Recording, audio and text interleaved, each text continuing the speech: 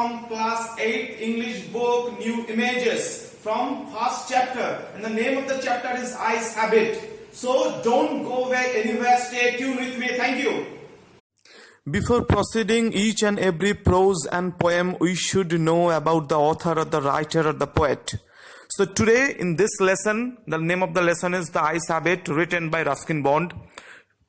So we should know about something about Ruskin Bond. So Ruskin Bond is an eminent contemporary Indian writer. He is known as inspiring writer of children's books. He was born 19 May 1934 at Kasauli in India. His father, Edith Clark, served in the Royal Air Force. He grew up in Jamnagar, Gujarat, Dehradun, Shimla and New Delhi. He received his education from Bishop Cotton School in Shimla. After completing his high school education, he went to the United Kingdom for further studies.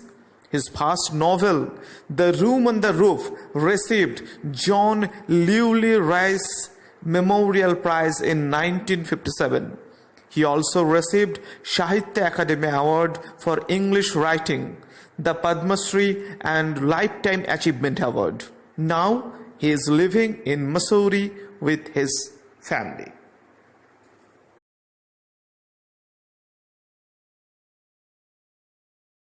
Hello, good morning. So let's begin from here. Chapter 1, and the name of the chapter is The Ice Have It. It is included in class 8th English book. So let's begin from here. I had the train compartment to myself up to Rohana. Then a girl got in. The couple who saw her off were probably her parents. They seemed very anxious about her comfort, and the woman gave the girl detailed instruction as to where to keep her things, where not to lean out of windows, and how to avoid speaking to strangers. So here seemed means appeared, anxious means worried about or concerned, probably means maybe, okay, and strangers means you know very well, unknown person or unknown passengers. So it is a story of a train journey where a blind young man was going to Rohana. Okay, Rohana is a name of a station. Then a girl got into the same compartment, and a couple also came to send off the girl. The couple may be her parents. The lady may be her mother, who was very concerned about her journey. She told her what the girl should do or not. Okay, then here. They called their goodbyes and the train pulled out of the station. As I was totally blind at the time, my eyes sensitive only to light and darkness, I was unable to tell what the girl looked like, but I knew she wore slippers from the way they slapped against her heels. So what does it mean? After sending her off, her parents or the couple went away.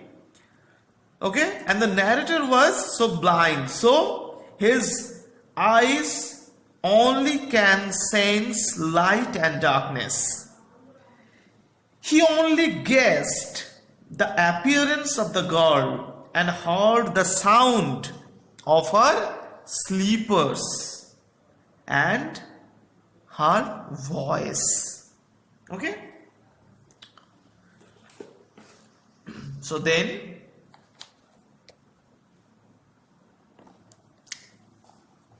it would take me some time to discover means find out newly, okay, to discover something about her looks, and perhaps I never could, but I like the sound of her voice and even the sound of her sleepers. As a blind man, it is impossible to see anything clearly. So, the blind man wanted to discover her appearance. Okay? And he only heard the sound of her voice and the sound which was coming from her sleepers. Then, "Are you going all the way to Dehra?" I asked. I must have been sitting in a dark corner because my voice,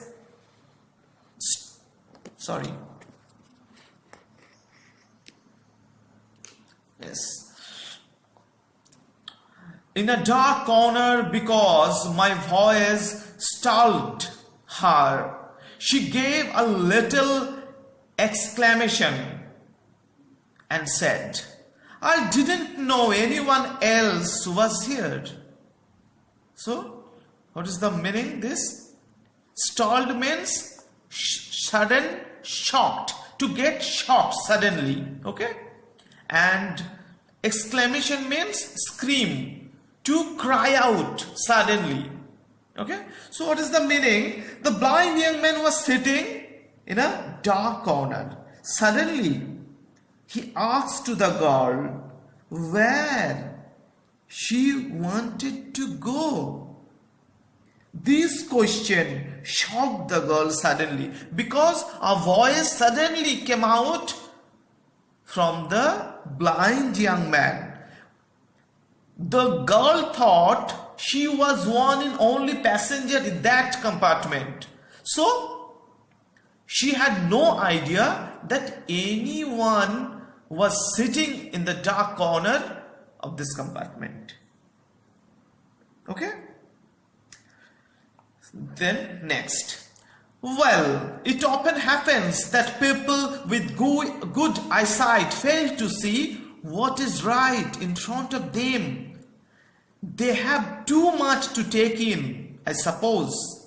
Whereas people who cannot see or see very little have to take in only the essentials.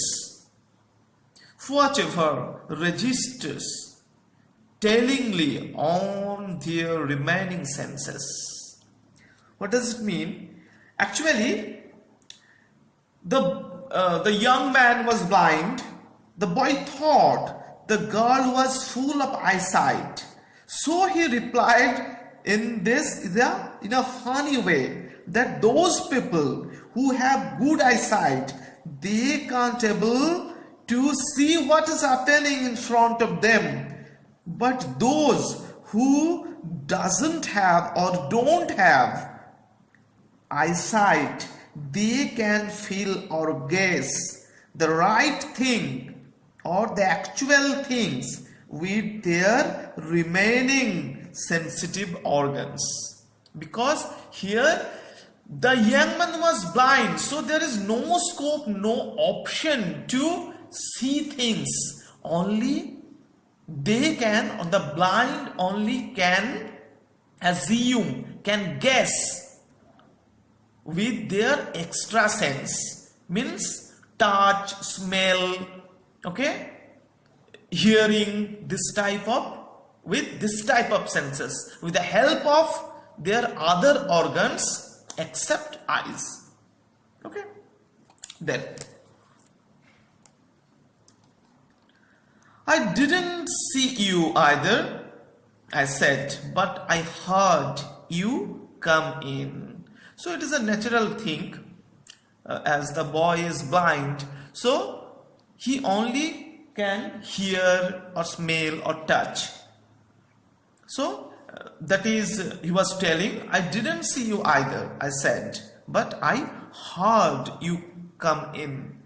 How? Because the sound of the sleepers was coming whenever the girl was getting into the train. Okay. I wondered if I would be able to prevent her from discovering that I was blind.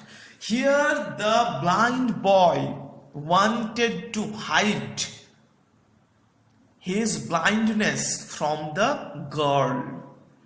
Okay? Here the blind boy wanted to hide his blindness from the girl. That's why he said to himself, I wondered if I would be able to prevent her from discovering that I was blind.